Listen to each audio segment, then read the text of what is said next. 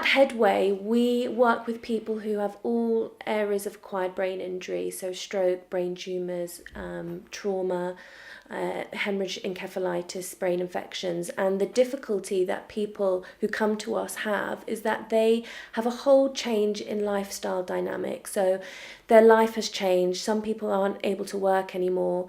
They have a new sense of identity that they are now having to learn to accept.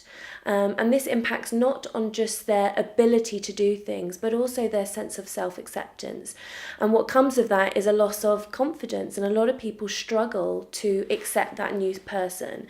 So going out into the community is often very difficult, and at Headway we encourage people to accept their new sense of self. How can we regain skills that they've lost, but also relearn new ones in a supported environment where they're accepted?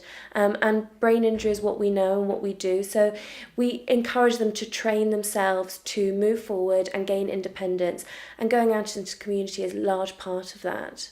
Often when there's not an obvious physical difficulty, people don't have as much patience or understanding for people, and that's something as Headway we're trying to do, is raise awareness of the hidden disability that brain injury can often be.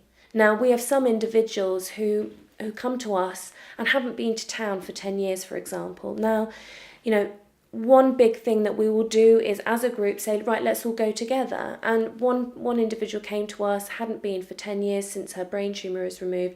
We went to town, we had a cup of tea. She was ever so nervous, but in that group environment, she had such a lovely time, and I saw her a couple of weeks later and she'd been in with her husband again. So that's the kind of power of being in a group environment and having the understanding that actually there's a lot involved. So going into shops where people are patient, people are kind, and people will take the time for people who may have certain difficulties, for example, speech difficulties. Take time to listen to people, don't rush people.